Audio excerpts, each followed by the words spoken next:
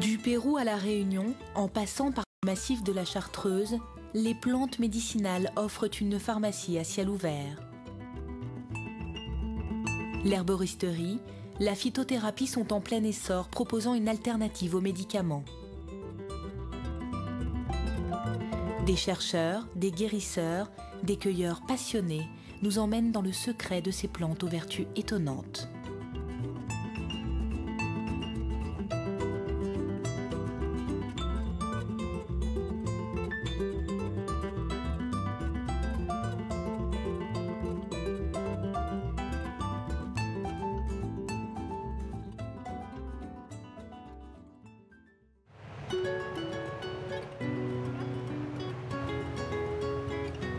À Chamaloc, petit village de la Drôme niché au sein du parc naturel du Vercors, il y a plus de brins de lavande que d'habitants.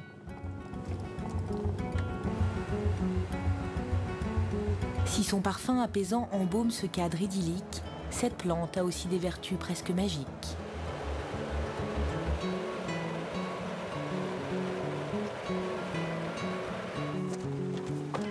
La lavande fait vivre la famille Aubanel depuis 8 décennies.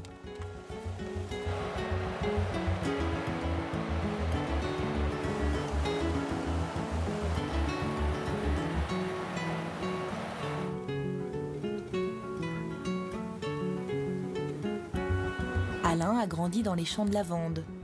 Il est plus qu'un agriculteur, il cultive une tradition ancestrale et familiale, guérir par les plantes.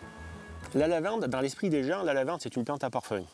Non, la lavande c'est une plante médicinale.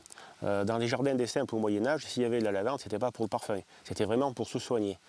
Et depuis toujours, la lavande a servi de plante médicinale. La grande chance qu'on a, c'est que c'est une plante médicinale qui a un parfum extraordinaire. Donc, on s'en sert aussi pour faire des parfums. Pendant la guerre des 14, il n'y avait plus de médicaments. Toute la lavande de France, enfin surtout de Provence, avait été réquisitionnée pour envoyer au front, pour soigner les gens, enfin les blessés de la guerre. Parce que justement, comme c'est anti-inflammatoire et antiseptique, ben voilà, les gens qui étaient soignés avec de la lavande, eh ben, comme par hasard, ils guérissaient plus que les autres. Ils guérissaient plus vite.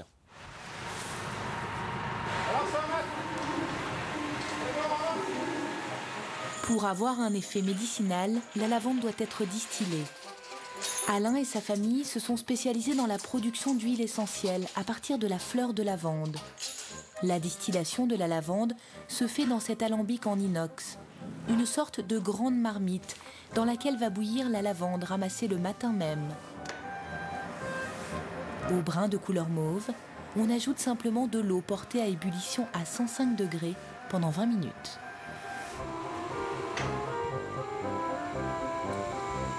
Maître à bord de son navire, Alain doit veiller aux 12 tonnes d'huile essentielle qu'il ne peut produire que l'été en fonction de la floraison. En fait, c'est très simple. C'est juste, c'est des tuyaux, c'est une grosse cocotte minute. La seule chose qu'il faut vraiment maîtriser, c'est la quantité de vapeur qu'on envoie, la température de vapeur et le temps de distillation. Donc la température est très importante parce que si on chauffe trop, on va brûler l'huile essentielle et cette odeur de brûlé, on la retrouvera. Voilà, de la lavande qui sent le caramel, c'est pas top. Donc il faut vraiment faire attention à la température. Et après, la quantité de vapeur, c'est pareil, c'est un petit peu proportionnel. On envoie plus au début, on envoie moins au milieu, on renvoie, enfin voilà. Vous vous sentez un peu maître à bord? Ouais, mais j'aime bien. Vous aimez bien quoi? Ben, c'est un boulot qui est passionnant. C'est pas comme, on a vraiment l'impression de créer quelque chose. Une fois sorti de l'alambic, le panier est mis de côté pour le compost. L'eau chauffée libère les arômes pour les transformer en huile essentielle.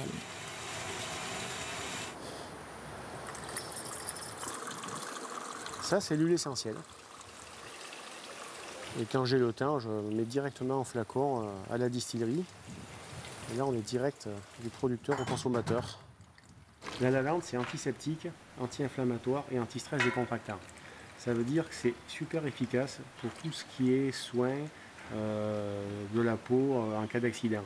C'est-à-dire que sur une piqûre de moustique, une piqûre d'abeille, quelques gouttes directement sur la piqûre, 2 minutes après, vous n'avez plus mal. Sur les brûlures, c'est absolument génial. Une brûlure, vous mettez quelques gouttes d'huile essentielle Ça va soulager la douleur immédiatement et il n'y aura pas de problème de cicatrisation.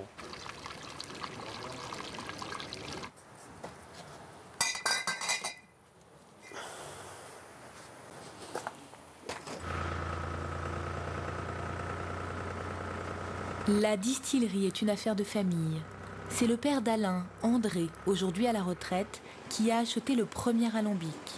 Avant, les agriculteurs distillaient la lavande dans l'alambic du village. Regarde, Adrien, là-bas, s'il n'y a pas des packs de 2000 litres blancs. Un demi-siècle plus tard, l'entreprise stocke des fûts d'huile essentielle pour l'exportation vers l'Amérique et l'Europe. C'est moi en 1963 qui ai monté la première distillerie, dans le sens distillerie, puisque mon père déjà avant, puisqu'on en est à la 4e génération. Donc on a au fil du temps grossi avec les besoins du travail, avec l'évolution de la mécanisation. Et puis, ben voilà, de toute façon, je sais faire, j'aime ça. Tout petit, je suis tombé dedans déjà, et je les aide.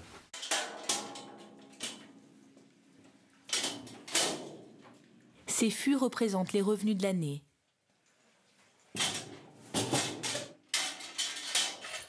Chaque après-midi, après la distillation, Alain fait ses comptes. Eh ben, le numéro 13, tu marques 85,5. Après, le 13, tu marques Abrial. Voilà. Et donc, sur le 12, 87,9. 100, 5, 6, 7, 8, 9, 10. Allez, on va dire 101. Le prix varie selon l'espèce de fleur de lavande. Quand on est fils et petit-fils de producteurs de lavande, les vacances d'été se passent dans l'entreprise familiale. C'est ici qu'Adrien apprend ce qui sera peut-être son futur métier. J'aide quand mon père il a besoin d'aide ou quand il y a placé de monde, des trucs comme ça. Et toi, tu te verrais reprendre dans cette entreprise? Bah j'aimerais bien, ouais j'aimerais bien. J'aimerais bien prendre la place de mon père plus tard, quand je serai adulte.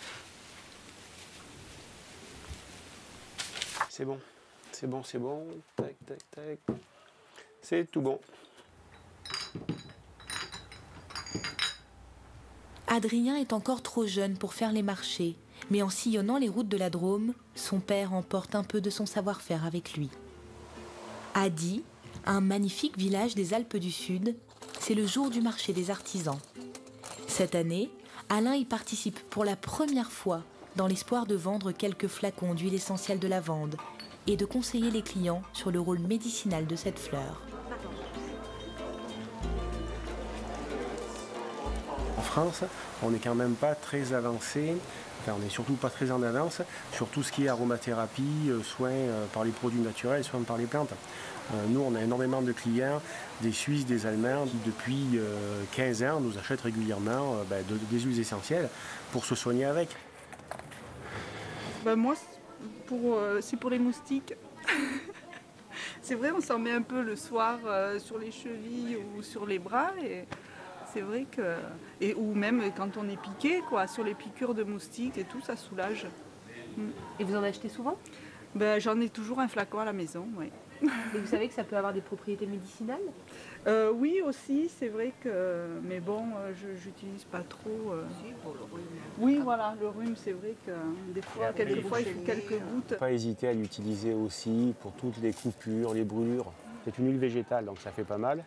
Et vous mettez quelques gouttes, c'est antiseptique, anti-inflammatoire. Vous le saviez, ça? Non, ça, je ne savais pas. sur les coupures et tout ça, non, je ne savais pas. Vous allez le faire alors du coup? Oui, oui, Ouais. oui.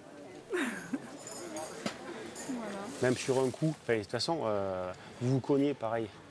Vous mettez un petit peu de lavande, vous frottez, de suite ça vous soulage. Et à la limite, même ça évite qu'il y ait un bleu. C'est le couteau suisse de la pharmacie. Voilà, exactement. Donc 14,50 s'il vous plaît, merci. Mais le couteau suisse de la pharmacie est menacé par une réglementation européenne que Alain ne manque pas de signifier avec sa grande pancarte. En effet, comme l'huile essentielle est un produit transformé, elle tombe sous le coup d'un règlement européen. Cela signifie une batterie de tests à effectuer. Demain, devra-t-on se passer des plantes naturelles au profit de l'industrie chimique? S'il n'y a pas d'évolution dans la réglementation, la réglementation rendra de plus en plus difficile, voire complètement impossible, l'utilisation du produit naturel. Si le produit naturel n'est plus utilisé, ça veut dire qu'il sera remplacé par du produit de synthèse. Ça veut dire que nous, on n'aura plus de clients. Nous, notre boulot, c'est d'extraire de l'huile essentielle et de la vendre. Pour ça, il faut bien qu'on ait des clients. Si nos acheteurs ne peuvent plus utiliser ce produit, ils se retourneront sur autre chose. Et nous, ça veut dire que demain, on est mort. Et après, ben voilà, où on se recycle sur l'industrie chimique, où on va pointer au chômage.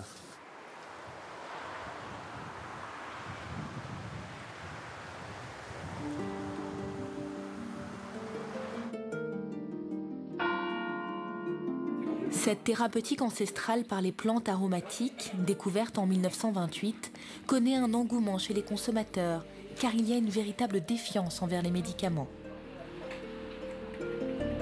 Certaines pharmacies se sont spécialisées dans la vente des huiles essentielles et de l'aromathérapie.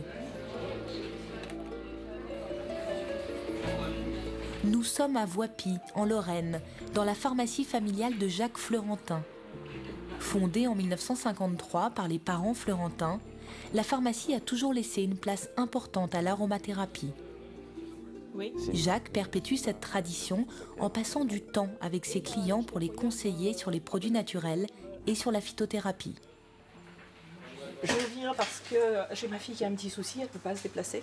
Elle a une cystite qui est déclarée et elle a des médicaments. Elle n'a pas d'antibiotiques, mais on pourrait peut-être conforter avec des plantes, j'avais pensé. Oui, alors on a des plantes qui sont efficaces. On a des plantes antiseptiques urinaires, comme par exemple la busserole. Oui. Alors ça, c'est une plante, on va utiliser la feuille. Et la feuille, lorsqu'elle est... On va la faire en infusion. Oui. On va la faire en infusion donc, pendant 3-4 jours. Et une fois qu'elle passe dans le corps, elle va être éliminée par les reins. Et c'est là qu'elle a son action antiseptique. Et puis vous avez parlé donc d'huile essentielle. Voilà, alors pour les huiles essentielles, on en a 2 ou 3 qu'on peut associer. Donc ça sera l'huile essentielle de menthe et puis l'essentiel de giroflier qu'on peut associer. Et à ce moment-là, la posologie sera de 2 gouttes 3 fois par jour. Et comme c'est des huiles essentielles, il faut être prudent avec les doses. Dans l'arrière-boutique, Jacques confectionne ses petits sachets de tisane. Il crée lui-même ses préparations en fonction d'un cahier des charges bien défini. Voilà.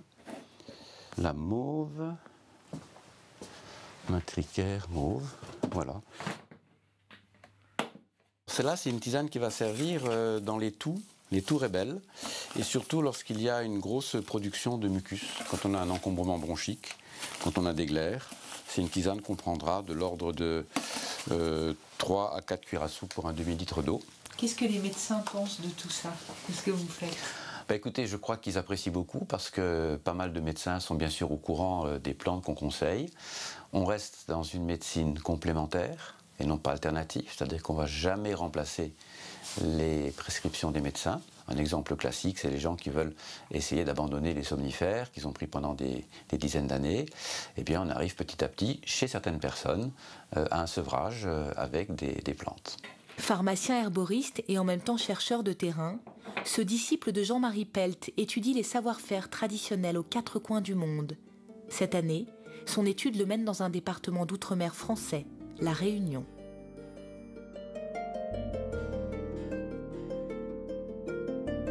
L'île de la Réunion est un joyau de l'océan Indien. Dans l'archipel des Mascareignes, le lagon dessine les contours de cette île volcanique dont l'origine remonte à 3 millions d'années.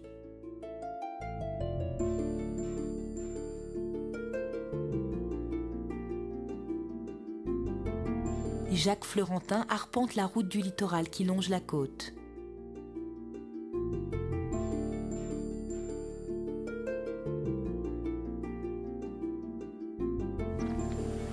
Oh là là!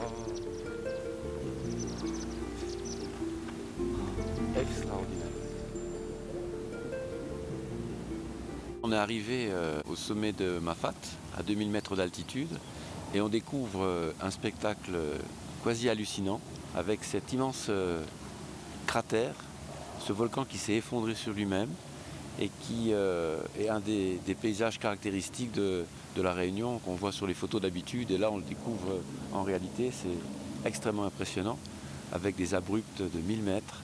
Et puis, on aperçoit aussi dans l'intérieur du cratère quelques villages qui ne sont accessibles que par des sentiers, parce qu'en fait, il n'y a pas de route. Et ces gens vivent et sont ravitaillés soit à pied, soit par hélicoptère.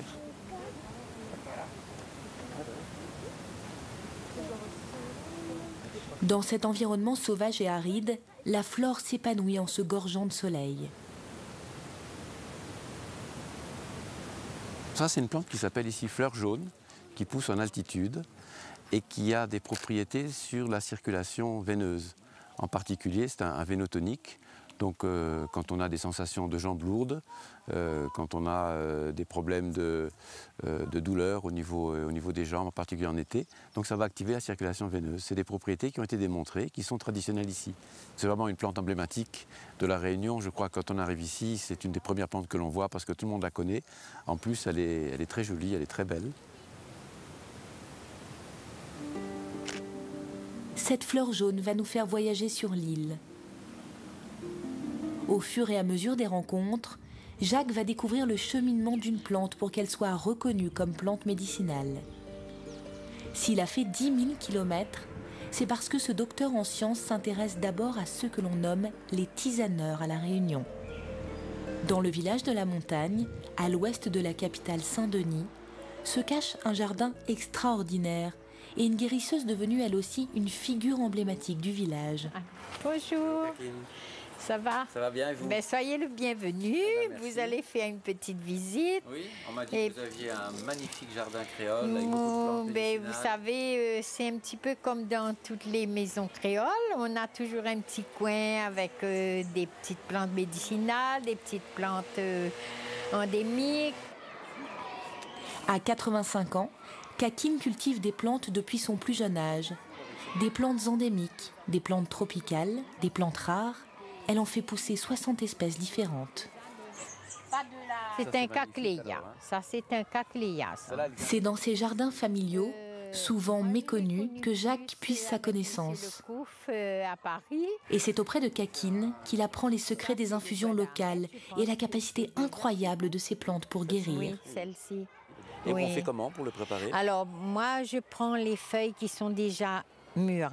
Là, vous pouvez les prendre et vous n'avez plus de lait, là. Ah oui, déjà jaune alors, carrément oui, jaune. Voilà, Oui, carrément jaune. Et ça, on les prend pour les calculs rénaux, pour les douleurs de reins.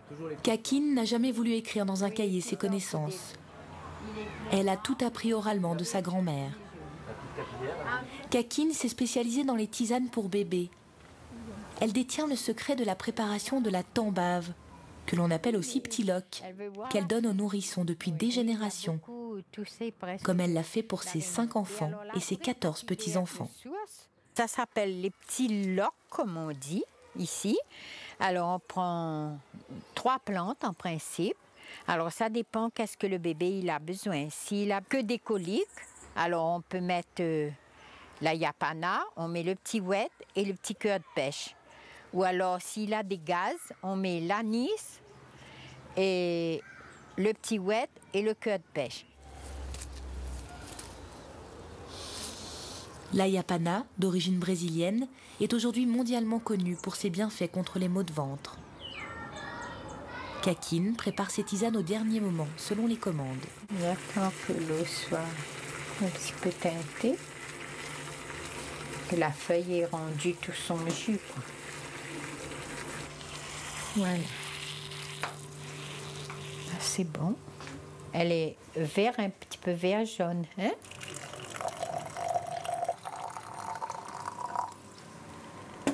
On met une petite cuillère de miel.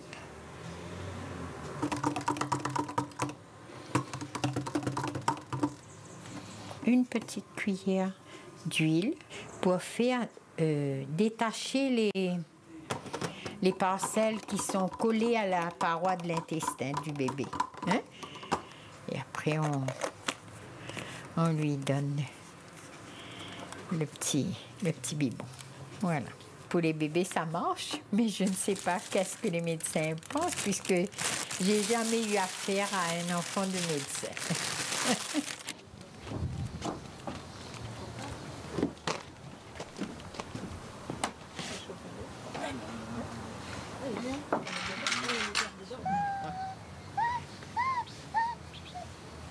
Les biberons de Kakine sont donnés à des petits bébés le soir pour les calmer.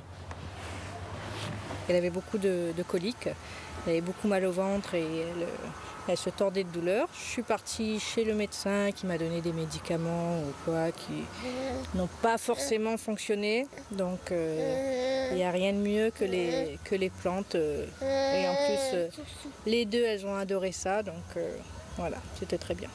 C'est bon? Ça va aller? Allez. Ça va aller? Hop là. Les plantes médicinales sont aussi bonnes pour les enfants. D'un bout à l'autre du monde, on utilise des plantes pour se soigner.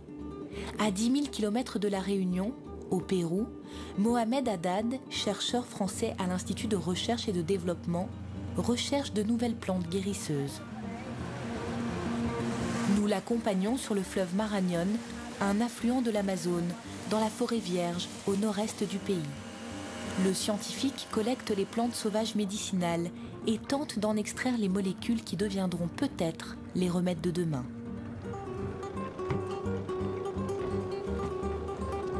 Il rend visite aux Boras, des Indiens qui utilisent depuis toujours les plantes pour se soigner. On vient dans un village, on prend contact avec ce village de façon à voir un peu quelles sont leurs habitudes au niveau médecine traditionnelle. C'est-à-dire que nous, ce qui nous intéresse, ce sont les plantes. Et on va essayer, à partir des chamans et des curanderos du village, donc avec leur aide, d'avoir des informations sur quelle plante est utilisée pour soigner quel type de maladie. Donc nous, bien évidemment, on arrive afin d'obtenir cette information, mais en même temps, il y a tout un échange qui se fait autour de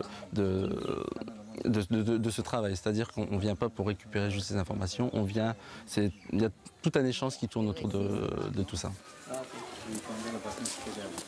Aujourd'hui, Elsa, une botaniste de la région avec qui il travaille souvent, accompagne Mohamed à Sapuana, un village de 300 habitants à 900 km de Lima. J'ai rencontré cette dame et ensemble nous avons fait un inventaire des plantes de Sapuana pour savoir quelles sont les plantes médicinales et celles qui sont comestibles. Comment c'est ça, cette plante? Comment ça s'utilise? En rafraîchissement. Ah si. Ah oui, en rafraîchissement. C'est un remède contre les maux de tête. Oui. Et comment ça se prépare? D'accord. On écrase la plante. Et ça se prend comment? On l'applique sur la tête. Ah d'accord, on l'applique sur la tête et on peut aussi la faire infuser dans l'eau et la boire.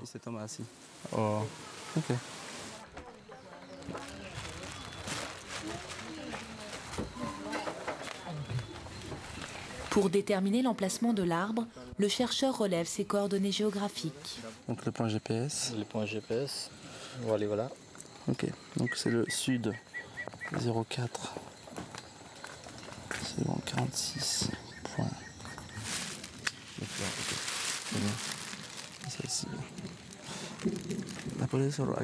Pouvez-vous la tenir, madame? Nous allons couper d'autres branches.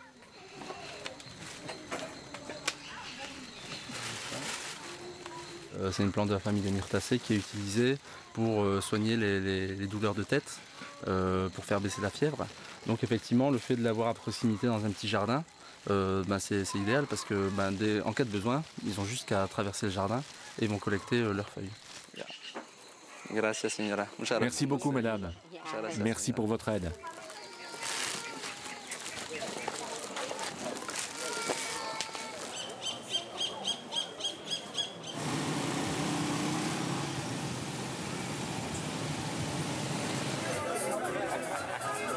Au marché du quartier de Belén, le plus populaire d'Iquitos, des plantes médicinales sur tous les étals. Des plantes pour soigner les migraines, les brûlures, les maux de ventre, des médicaments végétaux comme l'aloe vera, la quiote pour éviter les piqûres d'insectes, la sangre de grado pour cicatriser et l'aceite de copaiba utilisé comme un anti-inflammatoire dont la population se sert pour ses soins quotidiens. Le carré des guérisseurs est le plus fréquenté. Mohamed cherche de nouvelles plantes et des potions réputées magiques. Si tuviera sangre de grado chiquito,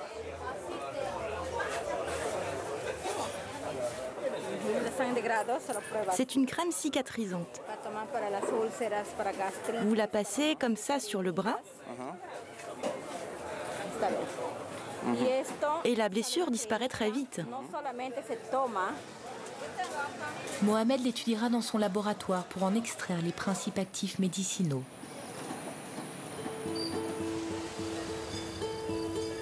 En France, déjà plus de 130 plantes sont reconnues officiellement par l'Agence nationale de sécurité du médicament, comme le tilleul, ramassé au sein du parc national de la Chartreuse.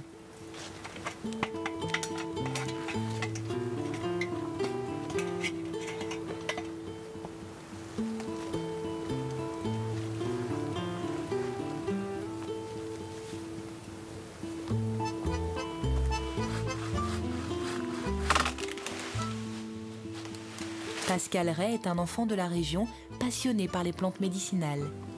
Il réserve ses vacances d'été à la cueillette du tilleul. Il sait que la période de récolte est très courte, car elle ne dure que 2 à 3 jours. Alors en général, on coupe déjà les branches les plus accessibles, et puis on coupe toujours après un départ d'une nouvelle branche, de façon à ne pas trop handicaper l'arbre, de trop le tailler trop sévèrement. On ne coupe jamais la sommité, ça permet à l'arbre de continuer à monter et à vivre.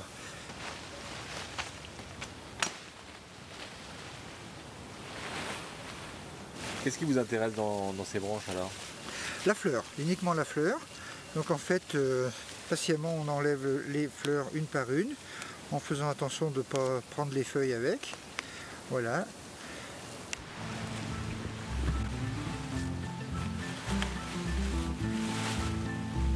Bien.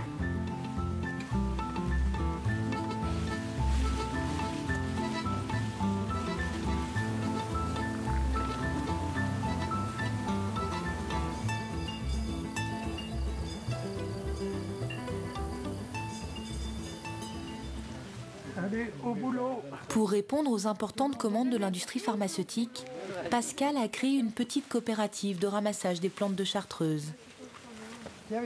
Il faut des mains expertes et de la patience pour nettoyer les fleurs de tilleul avant de les faire sécher. On change la toile ou on continue sur le même tas? Si on met le parasol, il va bien savoir. Oui, vraiment ça va. Ça, faut y enlever. Hein. Ouais. Parce qu'après, c'est pas bon. Voilà, voilà. Ça marche comment cette coopérative? En fonction des commandes. On travaille à la demande, on ne travaille pas par anticipation. En fait, on travaille avec des gros herboristeries qui sont contactés par des gros laboratoires pharmaceutiques. Et en fonction des besoins, ils nous contactent pour savoir si on sait faire telle ou telle plante et en quelle quantité. Alors on répond pas suivant le personnel. Là pour le tilleul, ça va bien. C'est un travail assis, on a beaucoup de retraités qui adhèrent. Et du coup, ça permet de faire un travail un peu en équipe, c'est sympathique. Ça va vite, hein? Ça va vite. Une fois triées, les feuilles pourront être préparées en tisane. L'infusion de tilleul reste la plus répandue en France. J'aime bien faire l'hiver une infusion de tilleul, c'est bon, oui. En alioli. Ça fait penser aux veillées. Les veillées, Violaine est trop jeune pour les avoir vécues. Mais à 18 ans, c'est ici qu'elle vient connaître les secrets des remèdes de grand-mère. C'est pas désagréable, on est assis, on est tous ensemble, donc il y a plus compliqué. Et les anciens, là, ils ont appris des choses sur le plan? Ah bah oui, ne serait-ce que voilà, l'utilisation du tilleul, j'ai toujours été incapable de dire à quoi ça servait. Maintenant je sais que un jour où j'arrive pas à m'endormir, je me ferai une infusion de tilleul.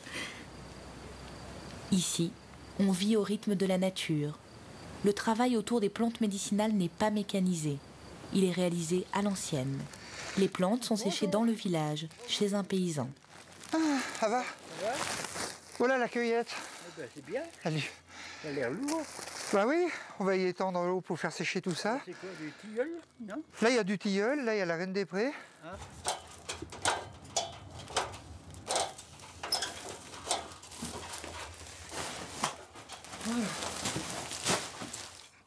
Ah ben 10 kilos quand même. 10? Ouais. 2,5 kg. Ouais. À peu près. Oui, il est très joli. Ah, c'est beau hein, comme couleur. Ouais. lumineux. Ouais, mais tu vois, là, ça va être suffisant. Il va en rester combien à la fin? 2,5 kg peut-être. Ouais, faut compter, on divise par 3 en général. Oh, oui, le travail est rémunéré au kilo sec, hein, de toute façon, mais oui, il faut prendre en compte le fait que c'est beaucoup de travail quand même. C'est beaucoup d'heures passées pour obtenir 1 kilo sec. Il faut beaucoup. dire qu'à la base, il y a la passion. Oui, il y a ça surtout. Hein. Oui. Il y a une grosse partie qui est liée au plaisir de le faire, plus que le côté économique.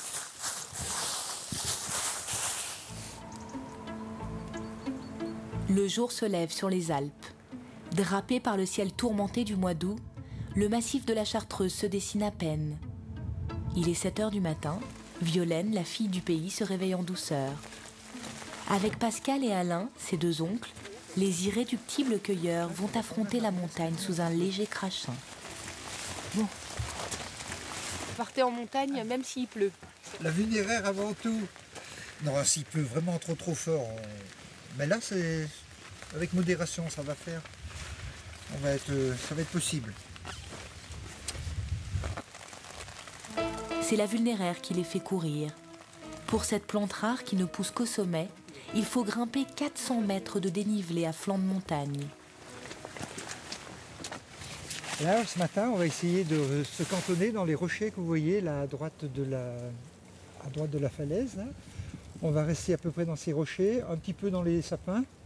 Et puis si on n'en trouve pas suffisamment, on montera carrément sur le gros rocher qui est là. Et on passera derrière.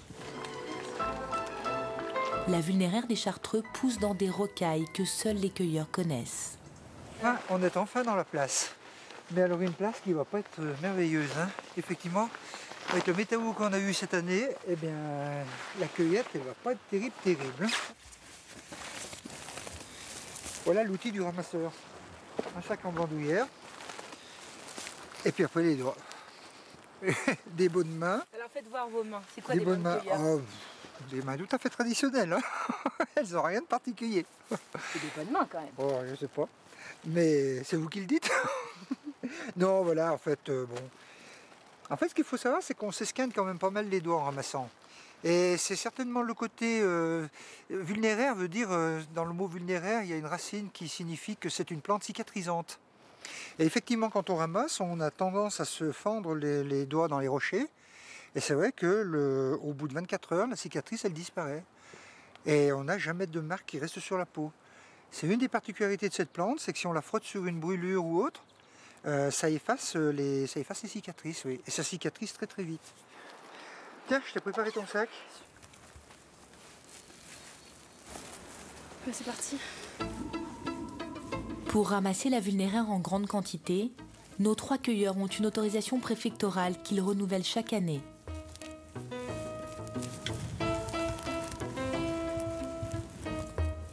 La cueillette est aussi l'occasion de se retrouver en famille et d'être au contact de la nature. C'est vrai que c'est pas le centre d'intérêt des adolescents qu'on peut croiser, voilà, ne serait-ce qu'au lycée ou ailleurs. Mais c'est vrai que voilà, c'est un peu une transmission entre générations dans la famille. Et c'est vrai que voilà, moi j'ai toujours vu mon oncle, mon père aller ramasser des plantes. Et quand j'ai eu l'âge, parce que voilà, faut pouvoir monter ici, il faut pouvoir tenir la journée. Mais une fois que j'ai eu l'âge, voilà, je suis montée. Et c'est vrai que malgré tout, c'est pas, ça reste assez rare et c'est pas forcément courant. Ouais. C'est ça ressemble un peu aux places de champignons ou aux sources dans le Midi. Il faut les transmettre, il ne faut pas les perdre. Donc oui, bien sûr, on transmet les uns les autres les endroits que l'on connaît, quoi. Tu t'éloignes par là-bas? À gauche, ouais. Hein? Et puis moi, je vais monter de ce côté-là. Je vais monter plus haut. Anna, tu vas avec Violaine? Ouais. La vulnéraire ne se laisse pas ramasser facilement. Elle pousse dans les entrailles des rochers. Elle est si puissante qu'on dit que ses racines produisent un acide capable de creuser la roche calcaire. Cette plante, elle a toujours été ramassée justement à cause de son aspect liquoreux. C'est-à-dire que les gens l'ont toujours utilisée en tisane. Donc, parce que c'est vrai que par exemple l'hiver vous faites une tisane de vulnéraire. Bon, c'est vrai que par exemple par rapport à des états de grippe, c'est efficace. L'intérêt de cette fleur qui fait qui fait courir toutes les générations les unes après les autres. En fait, c'est une plante qui est un peu emblématique du massif de Chartreuse, c'est-à-dire qu'on la retrouve ici, et on en retrouve quelques places dans les Pyrénées. Alors, c'est vrai que c'est une plante qui a besoin d'un équilibre qui doit être très pointu. Et cet équilibre, elle le trouve dans le massif de Chartreuse.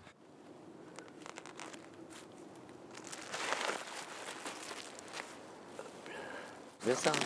Ouais. Les feuilles du millepertuis sont symétriques par rapport à la tige. Elles sont effilées. Alors que sur le pied de Vunéraire, les deux feuilles sont toujours symétriques pareillement, mais par contre elles sont d'une forme annulaire. C'est la seule différence, enfin, c'est ce qui les différencie. Bon, il y a également la longueur, hein. C'est évident que voilà, un pied de millepertuis il arrive facilement à être 2 fois plus grand qu'un pied de Vunéraire. La Vunéraire, elle n'est pas reconnue comme une plante médicinale. Même si on dit qu'elle a des pouvoirs cicatrisants, elle n'est pas reconnue au niveau médicinal comme une plante telle qu'elle. Par contre, le millepertuis, lui, il est utilisé en produit en pharmacie, puisqu'en fait, ça rentre dans la composition d'antidépresseurs. L'état de mes sandwichs, ça fait à peu près un sandwich. Et voilà. Bon. Ça c'est les trucs du sac. La cueillette de la Vunéraire par des professionnels comme Pascal permet aussi d'entretenir cette plante. Il y a une étude qui a été faite, là, qui avait été demandée par le parc de Chartreuse. Et le scientifique qui a travaillé là-dessus en avait conclu qu'elle faisait partie de ces plantes qui ont besoin d'être taillées pour se reproduire. Donc, contrairement à ce qu'on pourrait penser, je pense qu'à partir du moment où nous on l'accueille comme on l'accueille, c'est-à-dire sans arracher la racine, eh bien, ça lui sert de taille et que, quelque part, on contribue à sa régénération. Avec les moutons. Les moutons, avec les moutons, tout à fait. Exactement.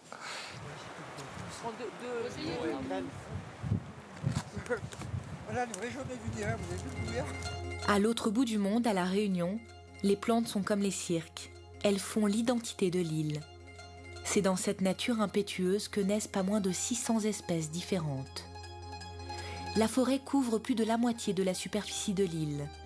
Laissée à l'état brut, elle est un fleuron biologique qui permet une grande biodiversité.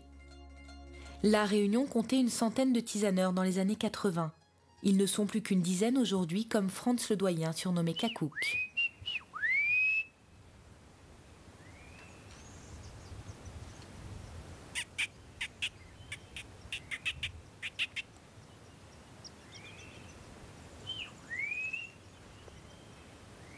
Complètement derrière, mais il faut longer donc le sentier qui remonte vers le bord de la plaine. Aujourd'hui, il amène Jacques et son collègue Claude, pharmacien à La Réunion, dans la forêt vierge dont il a hérité de son grand-père. Cacouk connaît les 15 plantes de La Réunion qui viennent d'être reconnues à la pharmacopée française. Il va délivrer son savoir aux pharmaciens. La première qu'il trouve sur son chemin est l'ambaville. C'est une plante remarquable qui a des propriétés anti-ulcéreuses à l'intérieur et en même temps contre l'eczéma en usage externe, en usage cutané. Donc elle a été inscrite à la pharmacopée le 1er août 2013. Qu'est-ce que ça change le fait que cette plante ait été inscrite à la pharmacopée concrètement? C'est une reconnaissance qu'on peut l'utiliser sans toxicité et surtout dans le cadre médical et pharmaceutique. C'est-à-dire qu'elle peut être prescrite par les médecins et délivrée par les pharmaciens. Ah bah chez nous elle fait plus de 3 mètres. D'accord, incroyable. C'est un pays tropical. Là c'est petit là. Tu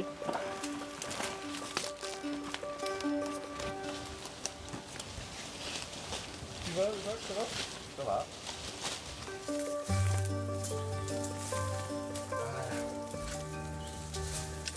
La progression est très difficile. Nos plantes endémiques sont bien protégées, je trouve. Tu viens quoi?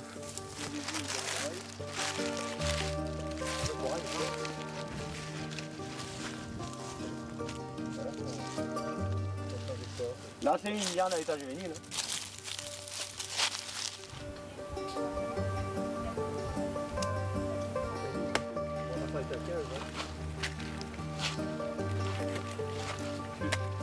Là, j'ai actuellement à Lyon un entérologue qui est en train de l'analyser parce que j'ai beaucoup de résultats sur la liane jaune à La Réunion, sur tout ce qui est lié à la maladie du Crohn et du côlon.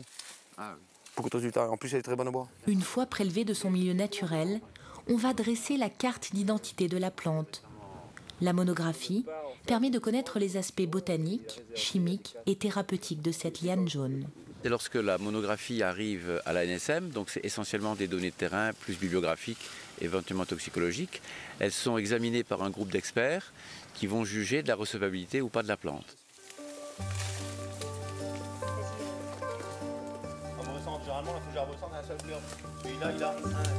Kakouk connaît les moindres recoins de cette forêt. Il faut dire qu'il venait déjà tout petit avec son grand-père. C'est lui qui lui a appris à grimper aux arbres pour aller chercher des plantes cachées des yeux de l'homme.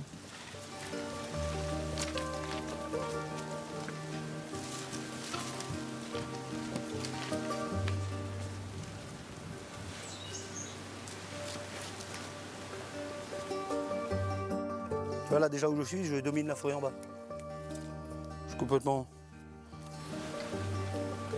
À 20 mètres de hauteur, Kakouk va chercher du faham, une orchidée rare classée espèce protégée. Elle est très demandée à La Réunion pour soigner les insomnies, les problèmes de peau et les ulcères.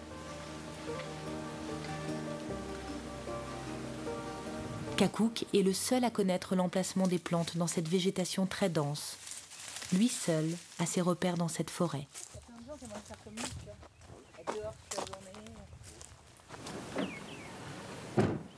De retour chez lui, il va préparer les sachets de tisane. Donc alors celui-là c'est quoi? Le faham, bien sûr. Le faham, oui. Et après on ne mélange pas. Oh, mais bonne récolte, là. Oui. La liane jaune, là, tu peux nous montrer quand elle est découpée, séchée? Parce que là, je crois que tu avais pris un gros morceau. Oui, là en fait... Après, tu la casses. Là elle est verte, mais là ici, donc... Là on le retrouve, elle est déjà sec là. Ici. Hein? Ah oui. Là on va conseiller aux gens donc, de mettre 6 morceaux par litre d'eau. Ouais. Bon, généralement j'ai une balance, hein, donc, mais je connais à peu près donc, par rapport au poids ce que je dois mettre. Ces sachets seront vendus au compte-gouttes aux Réunionnais, mais aussi par Internet.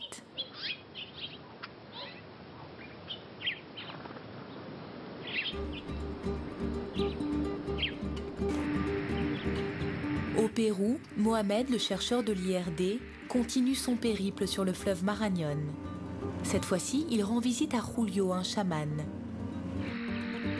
Chaman signifie la personne qui détient le savoir, un intermédiaire entre les hommes et les esprits de la nature.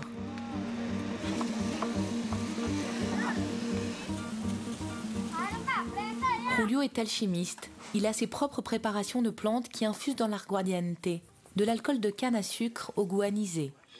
Tiens, goûte. Ah si, así nomás. Bon, d'accord, je vais la boire.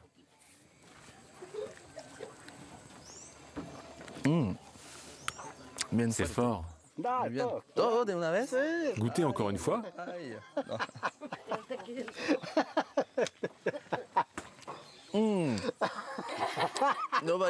Je ne vais plus pouvoir suivre la cérémonie. Le chaman cultive aussi le tabac qu'il utilise pour ses incantations. Avant de prodiguer ses soins, pour entrer en contact avec sa patiente, il fait des icaros, des chants traditionnels qui chassent la douleur.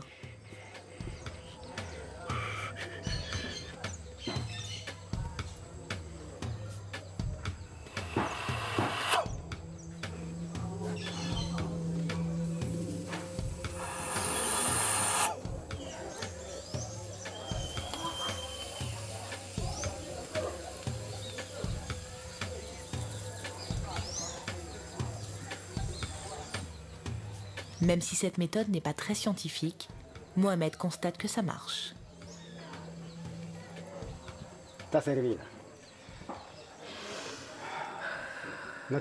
Toujours coincé là? Non. Je me sens bien, relaxée. Mes poumons s'ouvrent mieux pour respirer. Oui, je me sens mieux. C'est sérieux pour un chercheur de s'intéresser aux chamans? Alors, je sais pas si on parlait de sérieux ou pas. Disons que c'est une façon de faire, une façon de soigner. Et comme toutes les façons dans les différentes cultures, il y a forcément un sérieux puisque ils l'utilisent tous les jours en fait pour soigner leurs patients. Donc pour un chercheur, effectivement, on peut se poser la question de savoir comment est-ce que la fumée peut soigner ou pas. Nous, je dirais que on ne va pas juger, on va le voir, on va prendre l'information et on va utiliser cette information pour notre travail de tous les jours et surtout pour notre interaction qu'on peut avoir avec ces chamans.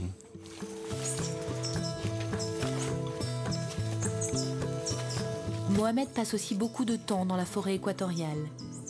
Il est accompagné aujourd'hui de César. Ce guérisseur a découvert un arbre aux vertus, paraît-il, surprenantes.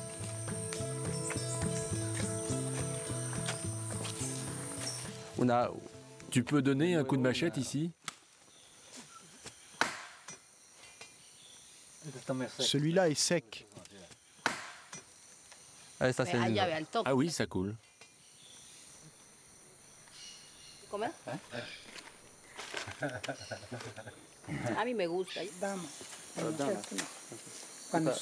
Cette plante, on l'utilise pour les maux de ventre des femmes. Et aussi pour les hernies. C'est anti-inflammatoire et c'est vraiment bon pour le ventre. Tu vois ce lait qui coule là? Les hommes viennent et l'utilisent pour soigner les problèmes de prostate. Le lendemain, les chercheurs poursuivent leurs travaux dans la réserve botanique d'Alpahuayo, au sud d'Iquitos. Ce lieu de 57 000 hectares est un trésor de faune et de flore.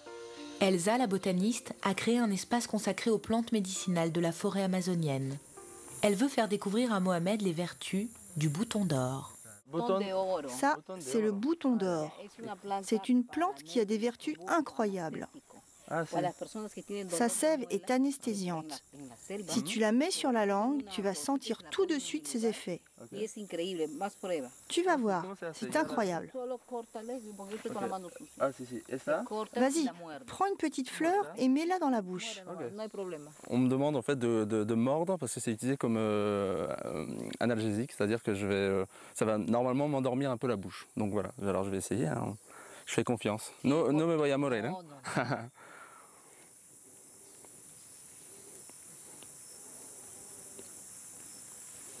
Ah si, ok. Voilà, bon, j'ai le bout de la langue anesthésié. Ça commence à, on sent l'effet. Ah si, effectivement. Et c'est où ça, para le diente? Ah oui, oui. Ah, c'est de plus en plus. Là, ça commence à picoter, là, c'est complètement endormi en fait. C'est-à-dire qu'en gros, c'est utilisé comme plante pour endormir quand on a un mal de dents, par exemple, au niveau des gencives. Elsa travaille avec des chercheurs français pour préserver le savoir-faire traditionnel. Quand on commence à étudier les plantes médicinales à l'université et que longtemps après, on se rend compte que certaines personnes utilisent vraiment ces plantes et qu'en plus, ils vous disent qu'elles sont bonnes pour leur santé, oui, c'est vrai que c'est une vraie surprise. Que les gens prennent de temps en temps des herbes pour se sentir bien, je pense que c'est cette information qui nous manque parfois, à nous scientifiques, parce que ça nous ouvre de nouvelles perspectives de recherche. À Lima, le laboratoire de recherche de l'IRD a été créé par des chercheurs français en collaboration avec des chercheurs péruviens. Ici, on analyse les plantes récoltées dans les villages pour en extraire les molécules. Si elles sont actives, ces molécules pourront être appliquées en phytothérapie et elles pourront faire partie des médicaments de demain.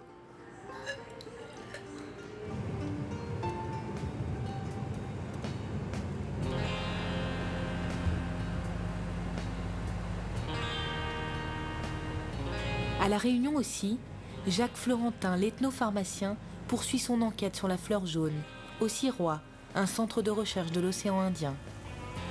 Dans l'unité dédiée aux plantes, Jacques et son collègue Claude Maraudon vont faire analyser la fleur jaune cueillie avec le tisaneur traditionnel dans la forêt vierge. Voilà, donc ça c'est des plantes qu'on a ramenées de chez Gacouk. D'accord. Et qui nous a remis des fleurs jaunes, comme tu le vois, et qui serviront pour l'analyse. D'accord, voilà. très bien, merci.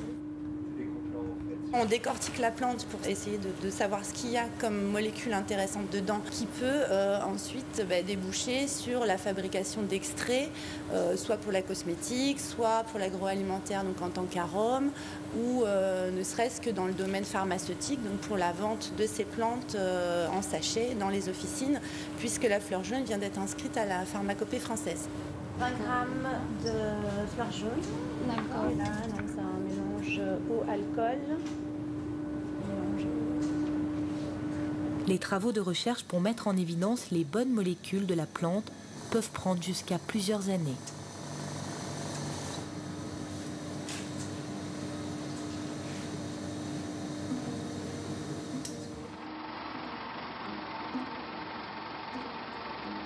L'épopée de la plante fleur jaune continue. Avec la reconnaissance à la pharmacopée française, La Réunion va être confrontée à un problème de production. Pour répondre aux demandes des industriels, il va falloir cloner la plante. Un exercice très difficile pour une plante qui a toujours poussé hors des sentiers battus et qui échappe aux mains de l'homme. Au sein de l'association Armes et Flore, les botanistes sont chargés de travailler sur des petites cultures de fleurs jaunes pour pouvoir la reproduire à l'infini sans la mettre en danger. Alors, qu'est-ce qu'on a comme celui-ci? Ça correspond, on va dire, au pied-mère. Hein. Oui. Ça, c'est le pied-mère sur lequel on prélève des boutures de tête, voire de tronçons de ce type. Oui. Et puis, dans un deuxième temps, en l'espace d'un mois environ, les plants, voire moins, les plants racines. Et puis, on peut procéder à un repiquage. Nous, centre technique d'expérimentation, on a mis au point cette technique. Mais derrière, il y a des enjeux de production pour les horticulteurs. Hein. Il est évident qu'on va aussi pouvoir transférer ces méthodes de production aux horticulteurs. Donc il y a des enjeux sur la filière horticole, il y a des enjeux de production pour des agriculteurs qui s'impliquent dans cette filière plantes aromatiques et médicinales. Il y a des enjeux pour le parc en termes de préservation des espèces, puisqu'on ne va plus prélever sur le milieu naturel, mais uniquement dans des zones agricoles. Les enjeux sont colossaux lorsqu'une plante est reconnue comme médicinale. Dans quelques mois, la fleur jaune se retrouvera dans des médicaments pour soigner les intestins et comme anti-inflammatoire. C'est une nouvelle perspective dans le domaine médical, mais aussi dans le domaine pharmaceutique. Du simple dispensateur, on va devenir un acteur de santé incontournable. Et si à la médecine classique, on va rajouter dessus de la phytothérapie contrôlée, maîtrisée, sécurisée, de l'aromathérapie conseillée avec des indications très, très spécifiques et très précises, c'est évident que le rôle du pharmacien va changer complètement. Et j'inciterai tous mes collègues à s'investir au plus haut point dans ces médecines complémentaires. De la Réunion au Pérou, l'étude des plantes permet de mettre en valeur les médecines traditionnelles. Actuellement, on estime que 80% des molécules utilisées dans les médicaments sont issues des plantes. On cherche pas mal sur les cancers. Alors, en particulier dans notre laboratoire, on a mis en place toute une étude, une série d'études de façon à étudier justement l'effet des plantes sur différents types de cancers. On trouve dans les plantes les médicaments de demain. Quand on travaille dans le domaine des plantes médicinales, des plantes d'une manière générale, l'Amazonie, c'est le rêve.